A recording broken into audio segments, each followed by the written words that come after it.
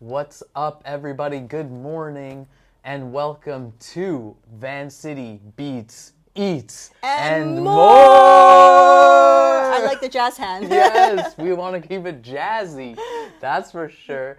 My name is Jamal. Thank you so much for tuning in. Today, we are on episode 32 of season 2 of Vancity Beats, Eats, and more. And we're joined by a very special guest. We are joined by Trixie Ling today, who is the founder and executive director of Flavours of Hope, a nonprofit social enterprise.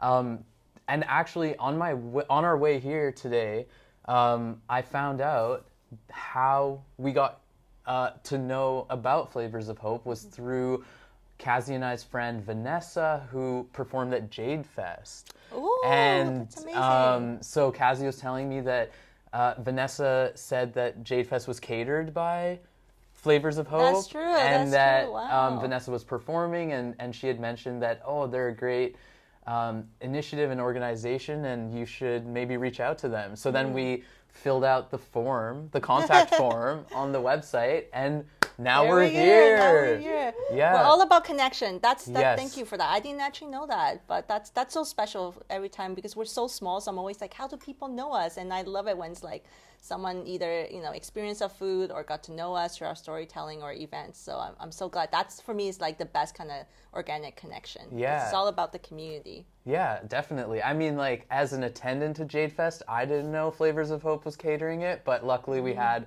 a friend performing who could give us the inside scoop.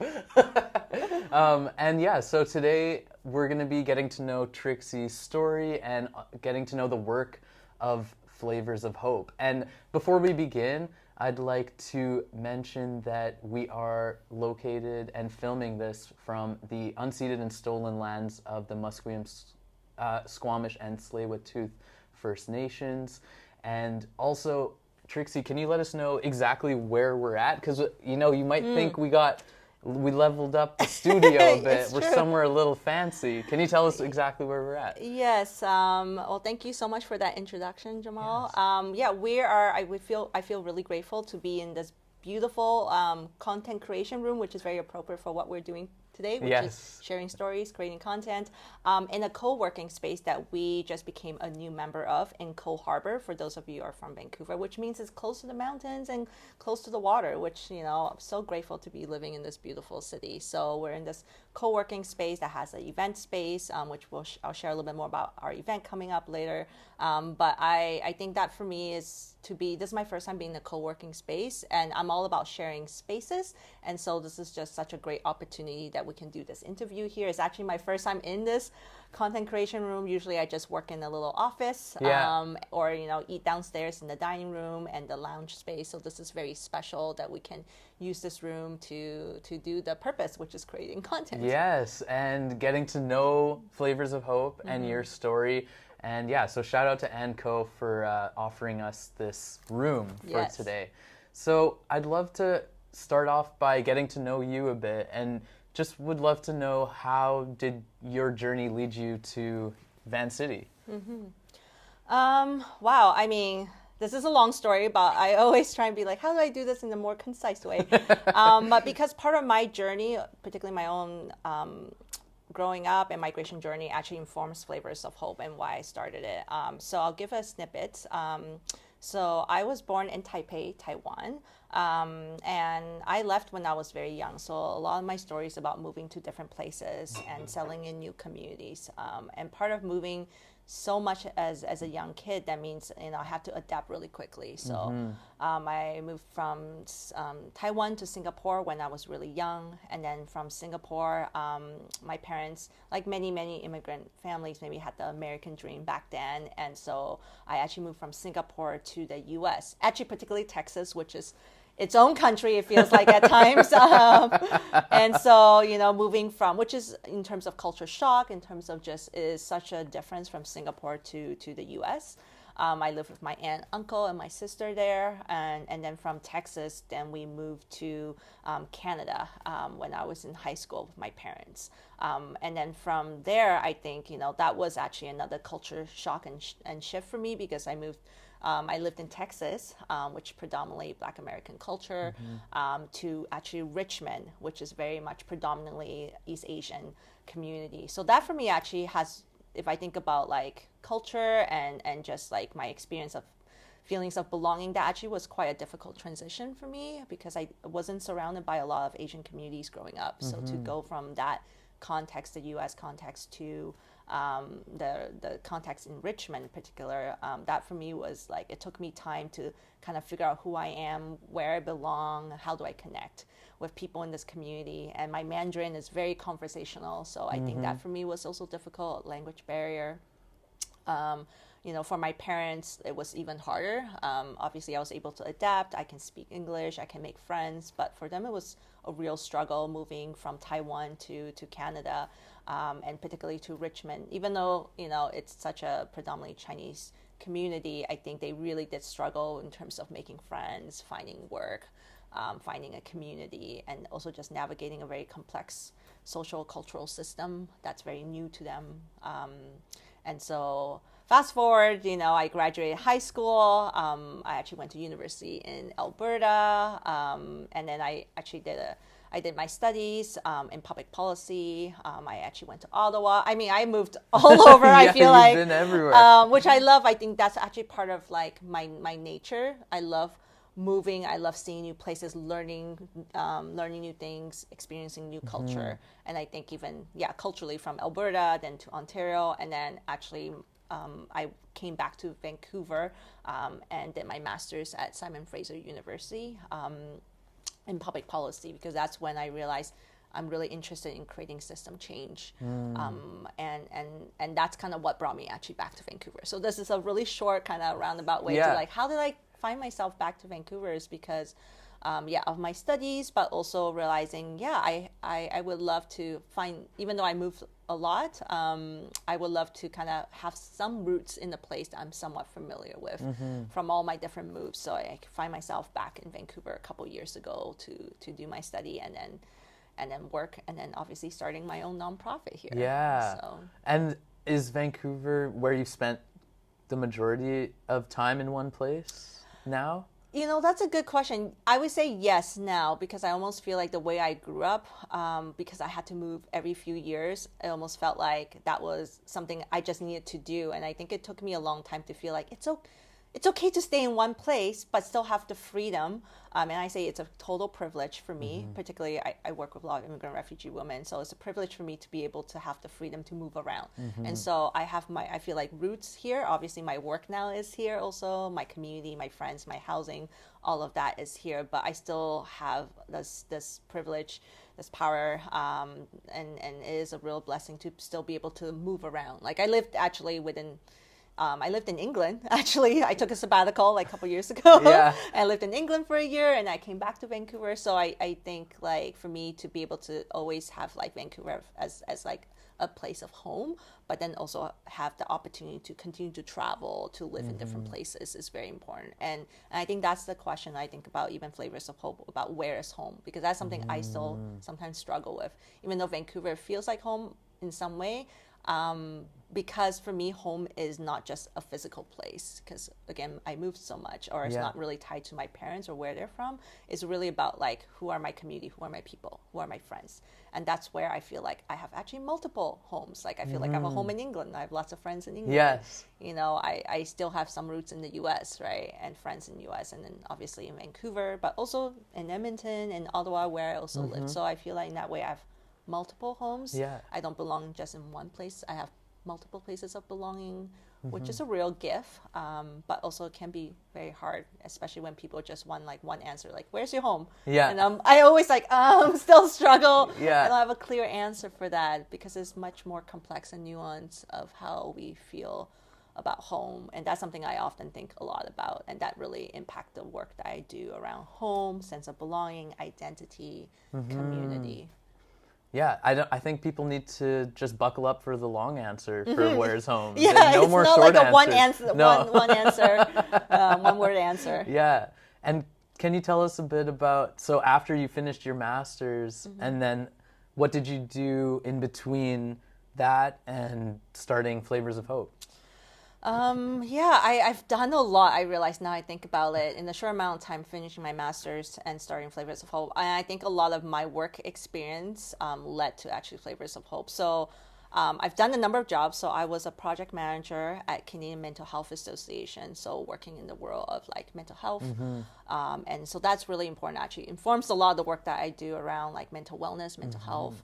I also worked at actually another nonprofit. It's called ISS of BC, which is a really large settlement agency. So in that job, I actually worked with a lot of immigrant refugee women and their family, and really helping them navigate the very complex systems.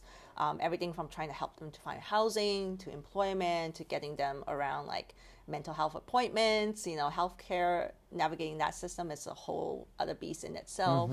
And I think that job actually really informed me, if I think about like Flavors of Hope, kind of the things that the women were saying to me, even though I'm like helping them get access to all these services that they need.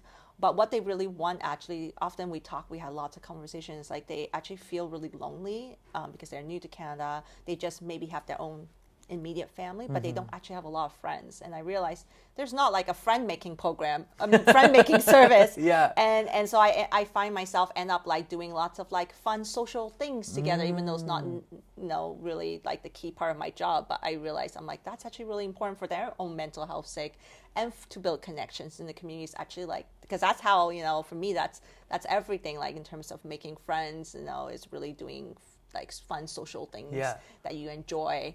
And so I ended up doing actually a number of that, which involves also food. That's something I felt like it was a very universal language, especially because I work with women from all different languages. And unfortunately, I wish I can speak like, Spanish and Arabic and Farsi and all these different languages that the women I was working with, but I don't. And so I felt like food was the central connector. I also worked as a community dinner coordinator.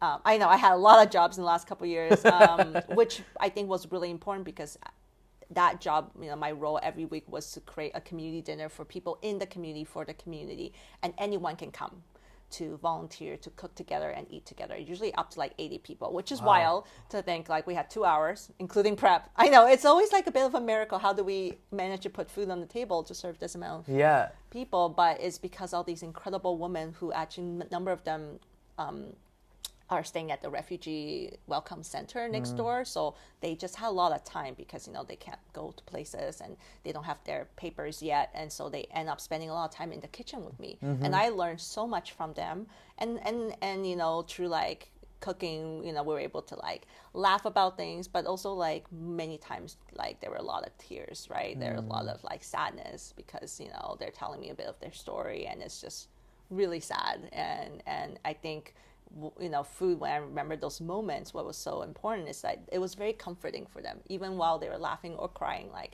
food is what they know, and that's what they want to share with me and with other people in the community. And I really think food is very healing. And I say this on a personal experience, but also like clearly seeing the women share their food, because it reminds them of their home, their family, people they've lost. And so, it's like this bittersweet feeling of reconnecting to your land, to your home, to your ancestors. I think it's so powerful. So I did that for like 3 years. Wow. And then just one more thing that I would say, without naming everything else, but another important part of my kind of work experience, actually, I end up working, just because I worked in these kind of roles, social service kind of role, which is quite intensive. And I was like, I need a little bit of a break and just be able to like, serve people in a different way. So I actually ended up working in like a couple different cafes. So a completely kind of different role, which I really enjoy. I love being a barista. I love, like being like cooking food, making food for people in a cafe style. I also was very intentional in picking like neighborhood cafes. I worked in a social enterprise cafe. So I think that was actually really important for me and very much connecting to the work that I do now. Like, because I love food, I love eating food, I love buying food, but I realize it's very different unless you work in the food industry, because then you really understand the good, bad, and ugly. Like, you really see like I think the team spirit of like people working together, but also like the real like inequities in the food system and the food hospitality, right? And how people get burnt out and just the low wage, and like the reality of all of that food service. I really got to experience it, which I think is really important to not just like talk about it, but to actually experience it. So I felt really actually grateful for my experience in those cafes, which I think really informed me in the work that I do now in helping women start food business, because it's like I see the inequity, I see how people fall through the cracks, and how can we do better? How can, especially if we're building a business, how do we not fall into those traps? Yeah, that many food business. Yeah, I mean, and especially like to what you're saying, just like actually experiencing that gives you the knowledge of what that entails, that actual experience. Yes. So then you can take that knowledge with you. As you said, it informs so much of what your work you're doing now. But it's, I think, thank you so much for sharing your, because I think this is That's really, a very long answer, sorry. No, but it's super important to lay the foundation, I think, for Flavours of Hope, and like for you to give us that background gives us more insight into all the experiences that you've gathered for yourself before this. But I also found it really interesting about how the kitchen itself can be that place of community as well. When you were saying like the refugee women were sharing, were laughing and crying, you know, like how much of that exchange and sharing and bonding just even happens in the kitchen too. Yes. That's there is that space for that community, for that home in the kitchen itself, which I found really, really interesting. Yeah. Yeah, and I think that's really important to recognize. Like, I think this is where I feel like when I say food is the universal language of love, it's so true in so many culture. And I think myself, you know, I want to be a storyteller. I want to be a bridge builder. And I feel like this happens often in the kitchen. It's where we share stories, we share happy stories, sad stories, you know. And for me, it's really important to be able to work with women from all different culture. And I think that's actually the powerful bridge that food, like we are totally speaking different languages, actually even, you know, from different culture, but yet we can all enjoy the same meal together, and that we can actually learn a lot from each other through sharing food, like through sharing the traditions, the dishes, the spices, the meaning behind each thing. Yes. That's where a lot of the learning happen outside of like, you know, you read a book or you watch a show, or, you know, it's actually that person to person, which I think is very, very key, because that's when you humanize the experience of food, right? It is a person, a face behind each dishes. And that is really, really key too. That's why I tell the women in our food business program, it's really important that people get to know you, not just the food you make, but the people behind and the story behind, because that's when food becomes relational. And that's really, really key for me in a world, in a capitalist society, is very like commodity, right, driven. And it's, you know, it's so much about just the food, but not so much the people behind the food. And I really want everybody to know these incredible, strong, resilient women behind these dishes. Amazing. Yeah, it's like more about just receiving the food or consuming it. So can you tell us now a bit about Flavours of Hope? Ooh, how did like, it start? I was going to say such a lead up to it. This is like dun, the dun, suspense. Dun. The suspense. Yeah, so how did it start, and what inspired you to start it? So yeah, I think the context of what I just shared about all the different type of jobs I've done really led to Flavours of Hope, because what I really want to see from all my different work experience, I realized, it's like I really want to see this, and this is a vision of Flavours of Hope, my vision, and I think our collective vision, to see a world where I particularly work with newcomer, immigrant, refugee women. I wanted to see them flourish, and not just like assimilate or settle, which is what a lot of the immigrant experiences, but I really want to see them flourish and experience a sense of belonging, the sense of purpose, through storytelling, community building, entrepreneurship. And I think that for me is really, really key. And that is, you know, in the context and framework of food. And so I want to see women, particularly I want to see them feeling celebrated. I want them to feel seen, to feel heard, to feel represented, and to feel like cultural pride. I think it comes down to like, I want them to be proud of who they are, where they come from. And, you know, everyone's really excited, you know, grateful to be in Canada, which is the land of opportunity, but I don't want them to to lose their own identity and culture. And so when I think about our work, it's really about creating opportunities and platform and spaces for women to really show up and lead, you know, with that cultural pride through food. And so Flavours of Hope, you know, how we envision that happening of women flourishing is through food entrepreneurship. And I would say food entrepreneurship I see it as a vehicle for women to be leaders in the community, and that's really key. And I say leader in there's in many different ways, right? I say leader as a way of like women feel being seen, being heard, that they have a voice through their food. And if you're a business owners, people pay attention to you, and that's really key. And you're contributing to the community, and that's really, really key when I think about Flavors of Hope too. Like, I want to change the narrative, particularly of like society, of what we think of like particularly refugees or immigrants. Yes, they definitely need lots of services and support, but at the same time, they have so much to give, and they have so much talents to give. There's so much of their experience, and I think that is really, really important for me. I want to change the narrative, and of women, instead of always getting help, they're the one that's actually giving. They're the one that's giving back. They're the one that's contributing. They're the one that's like feeding and nourishing a community, and they're the one that's like showing up and actually inspiring all the other women who are new to the country, who are lost, who feel that sense of their sense of self, sense of purpose, have to rebuild all of that again, which is very, very difficult when you're new to country. So I want women, particularly these women business owners, to be a leader, to inspire other women to be able to dream again, to be able to find what they're passionate, and then to be able to pursue it with the support of a community.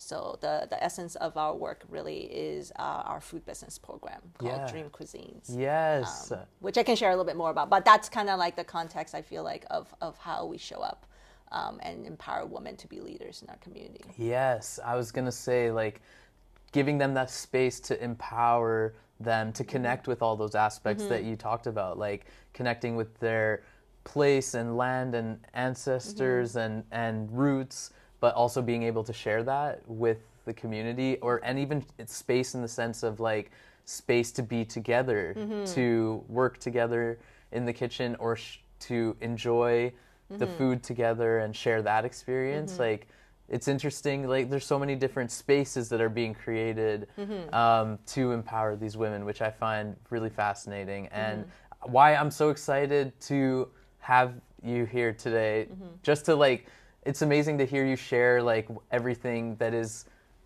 in and going into the thought process, and like all the details that you care about too. It's incredible. So Thank you. Can you tell us a bit about, so Flavors of Hope is the nonprofit social enterprise, and then within that there's Dream Cuisines? Yes. Dream Cuisine actually, I would say emerged, birth out of actually during the pandemic. Prior to the pandemic, I was also working at other jobs, like all of us hustlers do, multiple jobs. And I started Flavors of Hope with just that desire and hope I was mentioning of women being, celebrated and seen through their food, through their stories. Storytelling is very important, also aspects of the vision and the work that we're doing. And so we just did lots of pop-up events, just like you do in Vancouver, lots of different cultural food pop-up events. But then obviously the pandemic hit and everything is shut down, so we couldn't do events anymore. So that's actually when I started like visioning. I'm like, okay, I actually want, and we can't only do events too, right?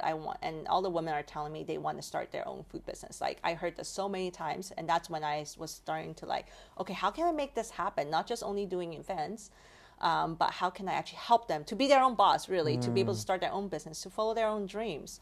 And so, this program, and I think it continued to grow and emerge, is really built from like this hope and desire, and through many partnerships to make this happen, right? So when you want to start a food business, you need a kitchen, like commercial kitchen. How do you go from home kitchen to commercial kitchen? So I built a relationship and partnership with Coho Commissary, which is a commercial kitchen in Vancouver, multiple locations in Vancouver. I also was thinking, okay, well, now if I get the women to the kitchen, where are they going to sell? Like, we don't have a store. I work from home mostly, like, and we don't have an office. And so I was thinking, okay, well, where's the best place if you're a food business? Is actually at the farmers market, the Vancouver farmers market. And that's really important for me for many reasons. I'm a shopper there. I've worked at the farmers market, but it's not just only to launch your business, but it's also to build a sense of community. Because as I mentioned, many women, when you come, they don't know anyone, right? They don't have a network. They don't have a community aside from maybe their own family and a few friends. So the Vancouver Farmers Market is a really key place for them to build confidence in terms of like, talking about the business, selling food, but also for them to build their networks. And Vancouver is all about, you have to know so-and-so to, get things done, right? And so that for me is also really key. Then, and having a partnership with Vancouver Farmers Market to launch their food business is really key, because it's still very challenging. If you talk to anyone, it's long wait list to get in there. So for me, when I think about equity and accessibility, is actually be able to get them through this very complicated system that they probably wouldn't be able to get into the Vancouver market by themselves. Yeah. But I'm able to do that, and to be able to really make space and be able to provide everything from a tent to, support to help them get started, to fill out all the paperwork to get in there. So that's another key partnership. And then obviously we started also with some funding from Vancity, who really believe in us, and we're still a partner of Vancity Credit Union. The bank? Or yes. The credit union, yeah. Okay. Woo, shout out co-ops and credit unions. And so that is a big, because we need some money to get started, right? Yeah. So that's a big part too, in terms of, and now we have,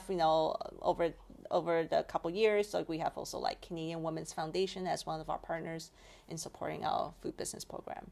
And so talking about Dream Cuisine, it's really encompassing of these like key partners to be able to make it happen. Yeah. The way we create Dream Cuisine program, it's a 9-month long program, which is quite long if you look at any other food business or any business program. Usually business program is quite short, but 9 months is really important, or almost like a year when you think about it. But it's because of the relationship building is really, really key. So we do a series of workshops, to help women learn about food business in the first 3 months, but also really get to know each other. And then we have like a big, huge business launch, which is coming up June 20, which I'll share more about. But that's our big kind of like celebration of the food business. And then we launch them into the farmers market over the summer, so till like the fall. And then we finish the program with a celebration. And then obviously women continue to be part of our community. I call it Flavours of Hope family, because that's really, I feel like this extended beautiful table we have created with everyone and with all the different food. But yeah, that's the essence of the program. It's 9 months long, which includes, again, learning about food business, building their food business, getting them access to the commercial kitchen to cook in there, getting them a way to sell their food through the farmers market and catering and events. That's where we show up. And then really connecting them with different partners and funders and opportunities to grow their business is really, really key. So for us, relationship, we're all about relationship, and we're all about the whole person. So we're not here just to only build your business, which obviously, yes, we are here to help you build, but really a lot of the work I find that I do actually is really about building relationship, building trust, building confidence with each of the women. And so that for us is really key. So we provide a lot of holistic support, and that's really important to recognize, because the women we work with, number of them have kids, sometimes they have another part-time job because you need money to survive in the city while you build your business. And then they also have their own like mental health struggles, some of like reality of the trauma of migration too, a lot of that too going on, or some of them are like, still waiting for some papers. And so just the complexity of like working with newcomers, I think that's important to like see it as a whole person. And so this is why, like, for us, our program is also very long, because we really support the whole person, not just their business. And often their families are all involved, right? Yeah. And everything from their kids to their partners translating for them, which happens very often, to them showing up, whether it's in the kitchen or showing up at the farmers market and helping them sell. And a big part, some of the reflection I have over the last 3 years building this program is like, the beauty, I think, of when you have, and this is like mostly, I would say, a lot of immigrant food businesses, it's like the whole family is involved. I see it as like intergenerational change. And I think that for me is really important, because when people ask me about impact, there's a short-term impact as in they start a business, but the long-term is like their kids are like seeing their mom being a leader in a community, being a business owner. That's such a big deal, because a lot of the women we work with is like, it's hard for them to even find jobs that they're not getting taken advantage of, right? Yes. So like, I see it as like, because that's, I think, something I wish I had. So from my own personal experience of not seeing my parents feeling proud, or they just assimilated, it was really, really difficult for them. I wish I was able to see them feeling happy and feeling proud and who they are and doing something they love, but that didn't happen with my family. So I really want to see these women, and I see them, and because I know their kids also. Yeah. So I've actually really good relationship with their kids, Yeah. their partners, and I see their kids helping out their mom, and they actually become closer as a family, because migration, the stresses of migration can also like break up a family. That's my personal experience. Yeah. So just acknowledging that happens, it can also bring family closer together. And so I feel like a lot of these food business, when I see the whole family supporting each other and working together and being proud, particularly of their cultural food and their traditions, is really incredible. That for me is the intergenerational change. And then who knows, like, I hope the business will be successful. Maybe the kids inherit the business. Yeah. Like all these like longer term vision of starting a small family business is really, really key. So that's something that I feel the last couple of years I'm able to see more, to reflect on, and share like how important it is that we support particularly immigrant, refugee women-owned businesses, because we're not just supporting the woman, we're actually supporting the whole family and actually the whole community, because they show up. Like when you help these women start a business, they're like doing so many other things in the community, like that sometimes they tell me, sometimes I don't even know, and I just found out, right? They're like feeding the community. So they're actually, the ripple effect of them making a business is that they're actually empowering people in the community. They're feeding the people, they're nourishing the people, they're actually adding the contribute to the economy there, right? They're actually adding more money back into the community. So and the ecosystem too of the community. Like there's so many interesting themes that you talked about there too, like the intergenerational bonding between the family, but also like that the whole family is involved in that support. But also before that, you mentioned that like a lot of the work of the Dream Cuisine program is helping the person holistically. Like I find that really interesting, because if it takes on more of their health, like their overall health, and to make sure that they're supported in that way, so that they can feel that they can put that healthy energy into their business as well. Like there's so many other things that need to be addressed as well in order to build a healthy foundation for them to pursue this food business.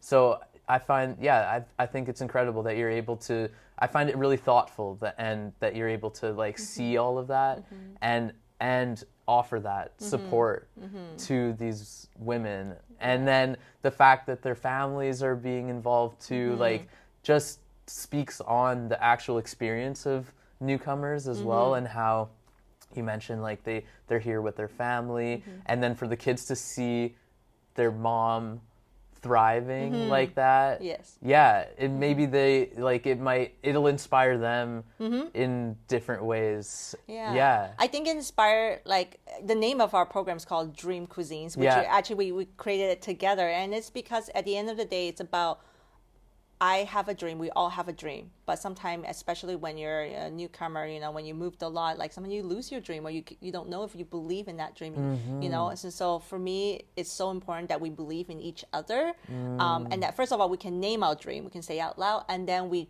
help each other to be able to pursue our dream. So I think, working with each of the women is really helping them believe ultimately in themselves. So if you would ask me what I do, I would say, it's really about helping you to believe in your dream, and then bring people alongside with you to believe with you in your dreams. And I think that's for me too. Like I had a dream.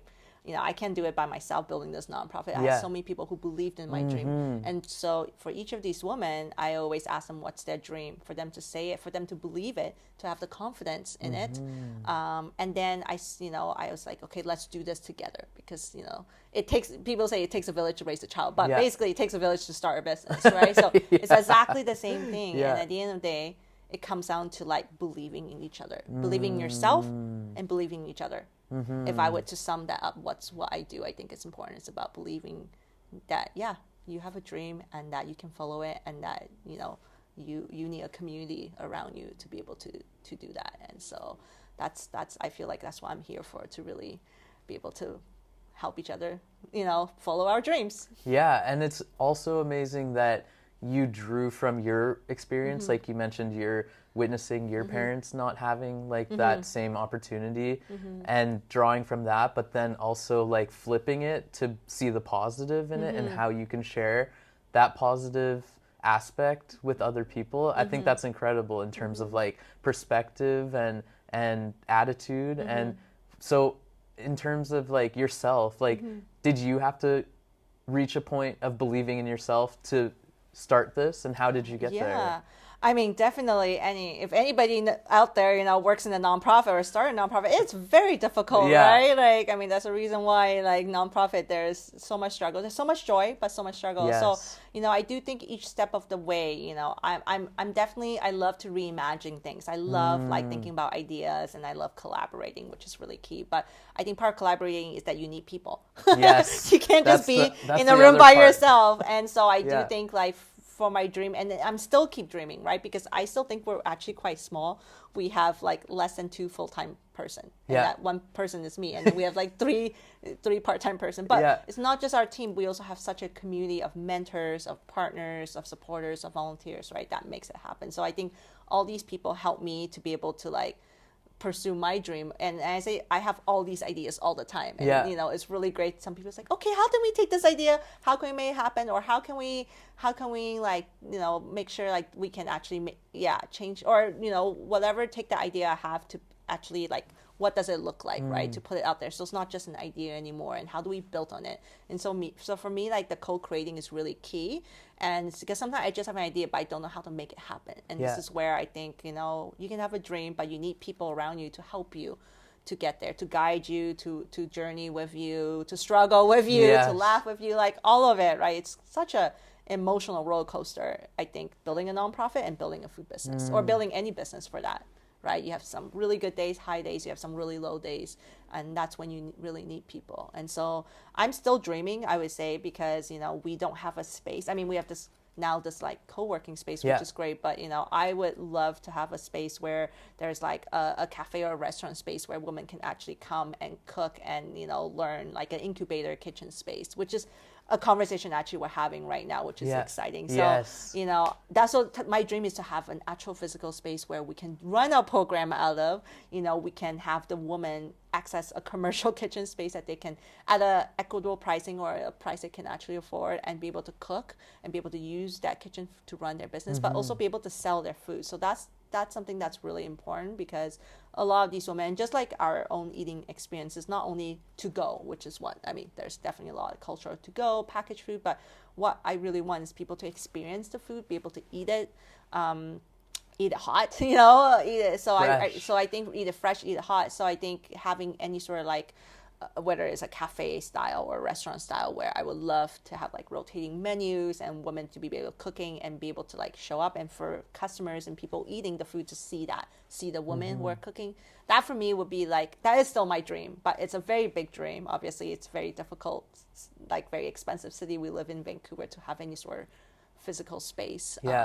So I still have the dream. So, it's really exciting, because as I'm sharing my dream, there's been like different opportunity or conversation that come up, and I do hope like I'm able to find the right partners, funders, people to help me actualize this dream of this beautiful shared space where we can actually experience lots of different cultural food and be able to create opportunities for women to sell, because everybody want to have a restaurant, but we also know like not everyone can and able to like hold down a restaurant. So I would love to have this kind of collective space where women can cook and sell their food up. So that's actually still my dream, and it's still like ongoing, because it's a very big dream.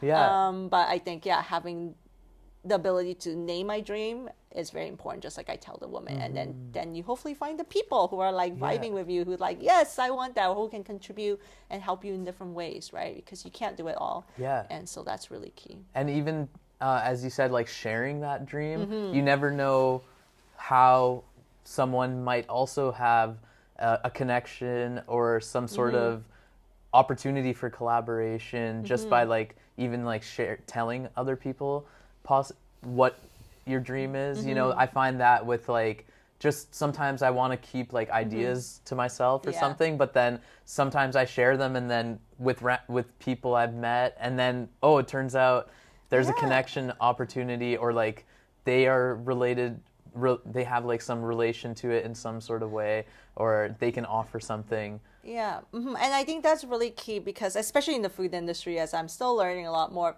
and in the nonprofit world, it's very competitive it's very much scarcity minded, and I really want to move toward the posture of abundance. And I think that's really important. Abundance, generosity, reciprocity, those are actually values of Flavours of Hope. Yeah.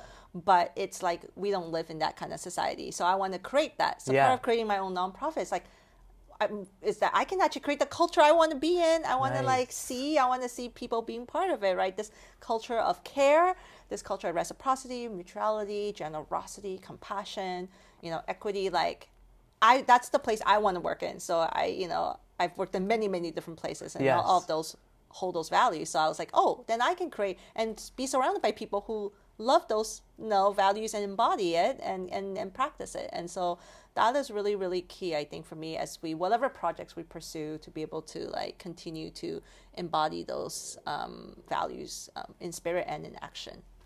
That's amazing. Yeah, and the mutual support too, that reciprocity that you were talking about.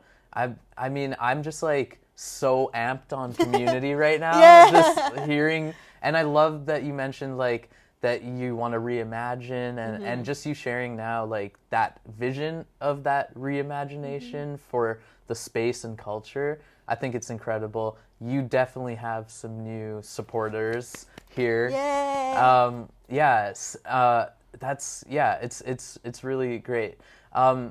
In terms of, I asked you earlier, did you within yourself have to get to a point of personally believing in yourself?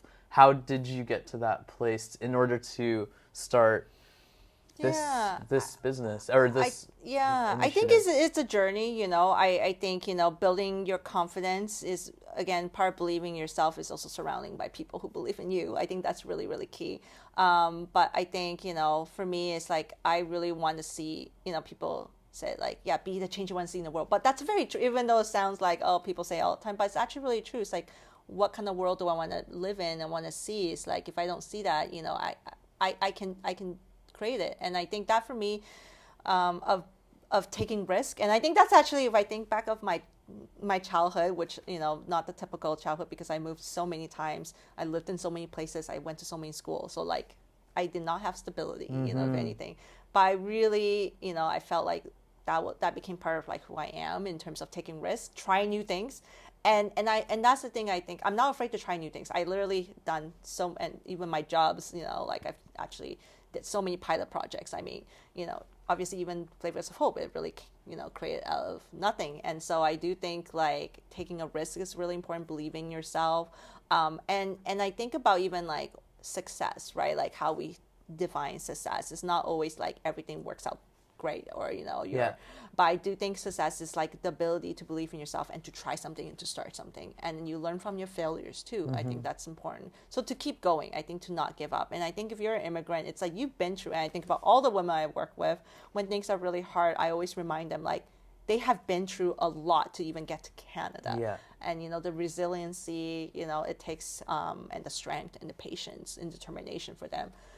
And often if you come as a refugee, it's a very difficult journey, and I think that's part of believing in yourself, reminding yourself that you have the courage, the strength, the ability to do that, to do the hard things, and to be able to surround yourself with people who believe in you. And so I think a lot of my journey of, believing myself is really kind of trying and not being afraid, and then adapting and changing and being open to change, right? I feel I pivot so many times, right? I don't have everything all nice and structured, If anything, I'm building and adding something new each year, each time we run this program. And I think that is also really important, because that I would say ability to allow things to emerge, right? To allow things to change. It's very important, and to hold things loosely too. And I think that for me is really key.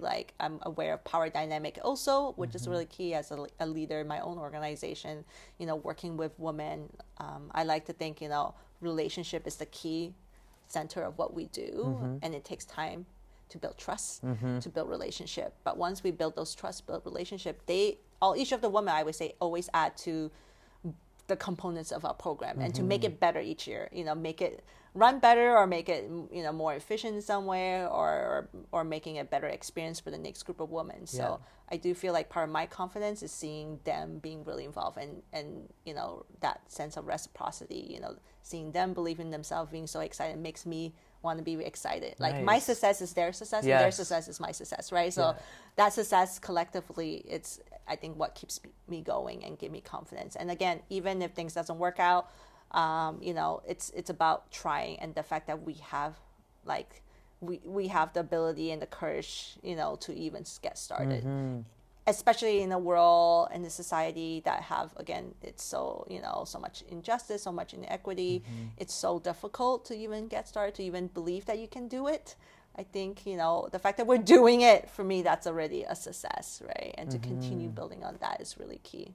Yeah, and to provide that to these newcomers and refugees who have maybe just like shreds of that hope and belief, but to offer that support and show up and be like, I believe in you. And that's it's such a like heartwarming initiative. In terms of Dream Cuisines, like you mentioned, you're iterating and making changes and stuff. What have you done for this most recent program? Well, I mean, there's like, we're always adding like more mentors, more workshops. And I think mentors are really, really key to what we do because we're such a small team. So everything from like marketing, which is really important, to like creating a logo design for your business. Like we do so many of these things for the women, with the women. So having mentors who are excited to volunteer their time is really key, and we give them a small honorarium.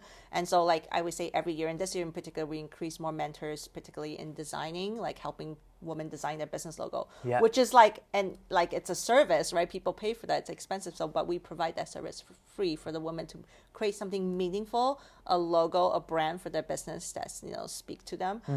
So something like that, or helping them with like social media, helping them with website. Those are all really key when you're starting a food business, that you need to be able to have these like marketing tools, and nobody have money to hire someone who does marketing. So this year I'm thinking a lot about marketing, so that's really key. And also like we're like our event that's coming up, June 20, moving into a new space to host our event. That's something new because we learned from last year. Actually, we expected about 80 people last year, and then 120 people showed up. It was amazing, but we're like, oh my gosh, we need more space, right? So, so that's something where this year too, having a bigger space to do that. And also this year, we're also focusing a lot on like the alumni, so the relationship between the different group of women, which is really, really key. So our program is free. The women don't have to pay for it. And they actually get $500 startup fee in addition to like everything else they get. The $500 to really help the women like get the essential things they need, like one of those like really big baking trays that you need for like commercial oven. You need to pay for a business license, you need to pay for a permit. These are all really a lot of startup costs. So we help them with that. And so part of like what we expect for any woman being part of our program is that they are mentors for the women next year. That means they're giving their time, they're giving their knowledge, they're giving their experience. So this year I really try to create a little bit more structure to connect the alumni very intentionally to the alumni women from last year to help the women this year, and in some very practical ways, like, okay, I need you to show them how to use all these tools in the kitchen, right? How to use the commercial oven, the stove, like those are very practical ways, but it takes time. So like being a mentor in that way and creating those connections is also important. Or like tell them like, help them with like, whether it's like help them with a website or let them know where you got your packaging, like all the different very practical but important things that when you don't know, you just don't know. Yes. And so I think that's something I feel like I improved more this year in trying to create more space, more connection, more opportunity for the alumni to connect very intentionally with this group of cohort women this year. And that's a really really beautiful relationship to watch, because that's really mentoring, and they're mentoring each other too, right? Like that's a lot of reciprocity, mutuality. And I think this is where I was like, women supporting women. This is what it's all about. We see this happen. So I see it as this circle of reciprocity that I want to continue building on with all the women who have come through our programs, because they're all from different culture, you know, which is incredible when I think about like this year when we launch, you know, in a few weeks, the 5 women businesses. Then in total, in last 3 years, we have launched 15. Yes. Which is wild to think we have launched 15 women-owned and operated food business. Obviously, every of them are in different levels. Yeah. But they all have started. Yes. They all have started business. You know, their names are out there and they showed up, you know, for themselves and for their family and for the community. That is something I want them to feel very proud. And as we continue to build this group of women, I want to continue creating more space and opportunity for those connections and learning from each other, and also for each other to support each other's business, because it is very competitive. The world food industry is so competitive, but I really want to like emphasize like how can we actually be collaborative, you know, and you can still like I still want you to do your best and show up, you know, and but I want you to be able to like help each other, and that does not take anything away from your business. If anything, it's just like collectively help raise everyone up, right? So that's something I want to do more, and create more structures. That's amazing. And also, the idea of mentorship, of sharing that knowledge with the current participants, like, you know, there's a concept in like hip hop culture called each one teach one. It's kind of reminds me of that, like the people who gained that knowledge, sharing that with the up and coming. And I think just on that note too, it's very, because we have lots of mentors, but I think working with newcomers and for them to be mentors to the next group of women is really important, because they've been there. Yeah. Like they can tell you, it's not just like the knowledge, right? It's more like I've been there. I know what it feels to be scared, to be anxious, to be, you know, to feel like scared really, like, or, you know, do you have enough money? Like all the things that you're feeling, they felt it too. I think that's really, really important. And for them to be able to see that, oh, you can do it. If you can do it, I can do it. To see themselves. And that's why, you know, working particularly like women of color, like and particularly even our mentors, I'm very like, majority of our mentors, like 90% of our mentors are BIPOC mentors.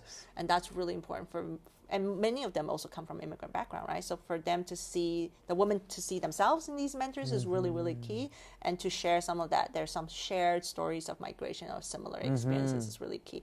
But also to see like, you can do it, then I can do it. And that for me is that when I think about particularly mentorship, and the people we have as mentor, that's a really key part of that relatability and that connection, and that inspiration that they can get from each other. Yeah, most definitely. And like you said too, I love what you said about how they can empathize and relate to the feelings that they experienced and share that, but also offer their support. That's such like, that's such a human part of it, is just feel what you feel as a newcomer, those emotions of uncertainty and instability and being scared and anxious. So yes, just to be able to provide a space to guide and support is amazing. Let's talk about the current cohort. Who and let's talk about the event as well. So it's called Food from Our Roots. Food from Our Roots. Newcomer Women Food Business Launch. And now I'm like, oh, it kind of rhymes, but it is very much from our roots, because it's very much all the food that the women are making is from their roots, their tradition, their history, their ancestors. So yes, this year we have 5 new women, which is, I'm really excited, and their food is amazing. Perks of this job is that I get to eat and try a lot of food, which is great. It's like we have a meeting, you know, usually like, our usual meetings, like kind of like, here we have water, tea, you know, maybe a biscuit lucky. If you're best. But like working with these women, because part of their culture is like, I can't come to something and not bring sometimes copious amount of food. It's I'm always so like, oh my gosh, like I just asked you to bring a sample. A sample is like 3 plates, you know, something. I'm like, that's amazing. Anyway, so yes, we have 5 new women. We have Delia. She's from Mexico City. So Delia, Mexican Bite. She'll be, she's an incredible baker. So she'll be making all sorts of like sweet bread, like conchas, and different traditional desserts that she's very excited. And her recipes all from really her mom in Mexico. Amazing. And so that is really important that that she brings her mom's recipe, because she tells me, she's like, I miss my mom's baking, right? And that's how she continued to like remember her mom is through her baked goods, which is great. And then we have Chaima from Morocco, which is really exciting, because I don't think a lot of people know about Moroccan dishes here. And she's incredible. She's also a young mom, and she also has a full-time job. I don't even know sometimes, like, how do you do so many things? Yeah. You know, you do it. And I'm really excited because she's an incredible chef and a baker. And so she's really bringing a lot of the traditional Moroccan cuisines, flavors, and introducing, I think, something that people don't know as much, right? Yeah. Moroccan food. So I'm really excited. And her business is called Darna Moroccan Flavors. Darna means home. There's a lot of themes around home, actually, in the women businesses this year. And then we have Zara. She is from Iran, and she is making a lot of traditional Persian breads. And it's really exciting. She loves Persian bread, and she's in Vancouver, so she doesn't see a lot of like Persian bakeries. Like if you go North Van, it's a pretty big Iranian community, but it's something that she missed here, and she has like a young family, two little kids, so I know she bakes a lot for her family, and so she wants to like kind of bring all that different traditions of baked goods and breads. And then we have Samira, and we love Samira, and she is born in Saudi Arabia, but her roots are actually Palestinian roots, and this is like, I feel really connected to her because of all the food that she makes. Like she's so much from her heart and her memories and you know, and of her family and her grandma. It's all Palestinian food, and I think, you know, I know this is a whole other conversation, but I believe in like the importance of like food and identity, and I think it's through her food she really can talk more about like her background and history and Palestinian culture and, you know, dishes and traditions through what she's making. So I'm really excited about that. And then lastly, we have Busra and her daughter Laura, and they're from Syria. And I'm really excited about this because for the first time she's making a spice, and her business is called Everything Za'atar. And Za'atar is a particular Middle Eastern spice that I think I hope that this will really create a buzz for people, because I feel like it's kind of misunderstood. People just don't really know. Like, you know, a lot of people now know a lot more, I think, about maybe Chinese five spice that you use a lot in dishes, which is similar. It's like a blend of incredible spices. And so Middle Eastern culture, za'atar is a big one, but you don't see a lot of like freshly made za'atar locally. You just probably get it, and it's like an imported giant thing, right? So she's very passionate, and she can go on and on about za'atar and the health benefits, which is amazing. I was like, so much, like she's like a storyteller from this like spice, right? Like, and all the different ingredients. And so it's really, I'm really excited for their product. And she's going to be making this flatbread, Syrian flatbread with the za'atar and everything. That's called Everything Za'atar because everything she's like loaded with za'atar. So all of this leading up to our event on June 20. In 2 weeks, Thursday, June 20, our food business launch will be here at 5:30 at Enco space. It's a beautiful event space downstairs here, and we really want this time. It's going to be like, I think of like a food marketplace, right? We're going to have all these women selling their food for the first time publicly. So that's really important to show up and buy food from them. So that part of that is building that confidence and talking to people. But we're also going to have the alumni from last year. So 5 other businesses, you know, Mexican food, Colombian food, you know, more Syrian food, food from India, like so excited, Egyptian food. Like, so you're going to have such a great mix of alumni food businesses and obviously this year's food businesses. And then we're going to give them the platform to share a bit of their story and who they are. And so I really just want them to feel celebrated, to feel proud, you know, people showing up for them and eating their food. Actually, if anything, that's what makes them the most happy. People enjoying their food. People, like, they love, like, people, they love seeing people enjoying their food, right? It makes them so happy. So every time I eat something, I'm always like, and I have to tell them, like, this is so delicious. And they're like, giggle, and they're like, you know, because they're just so happy, right?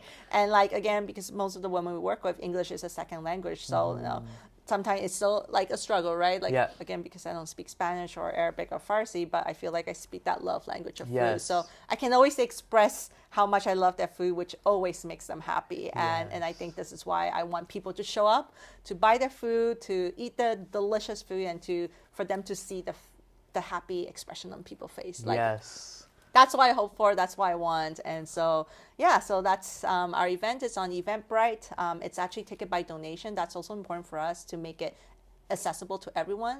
And so anyone can come, get a ticket. And then we're going to have some also like delicious cultural drinks, some agua fresca actually, and supporting another woman, Mexican woman, starting her business too. So it's going to be good food, good drinks. Good people. Good people. Yes. And really, I would say really powerful stories and meaningful time. And also just for people to like, yeah, it's going to be very like last year, very intergenerational, very multicultural. So I really want people to come and enjoy and also like get to know the woman, but also like make a new friend. You know? Yes. So. Wow. And I'm gonna be there. So Cassie and I are gonna be there. Hope to see you there too. Yeah. I mean, throughout this whole conversation, you've dropped so many meaningful gems. Thank you. And it's really, got me in a place of like warmth, thinking about collaboration, sharing, but also thinking about these people that you're supporting, newcomer refugees and their families. It kind of brings up some themes that have come up in some of our previous interviews. Like I interviewed our friend Roberto, who is Lebanese, who's back in Lebanon now. Shout out Roberto.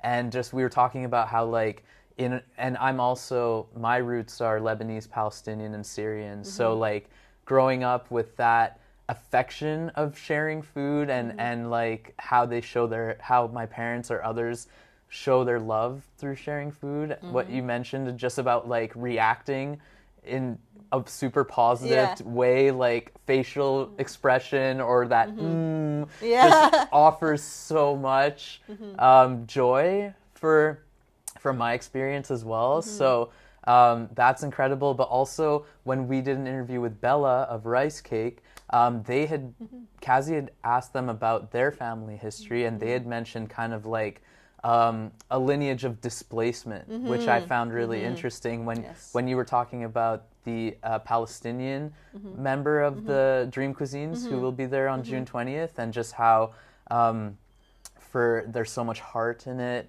and how even though people have moved around a lot, they still have that connection to their roots and their place and their home through their food. And so I just am like smiling and feeling amazing, just like learning so much more about the whole story behind Flavours of Hope, and also your story and everything that has informed and brought you here. Thank you for Yes. those kind words and really great summary. Sometimes I have a hard time to summarize, so thank you for summarizing our conversation. Thank you so much for taking the time to speak with us today, to share with us, and to just offer us so much insight on the work that you do.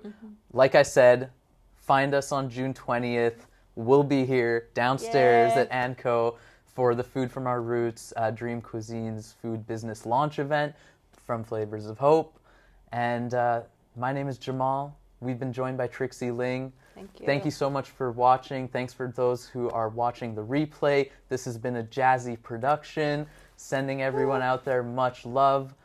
And this has been Vancity Beats, Eats, and more. Thank you so much.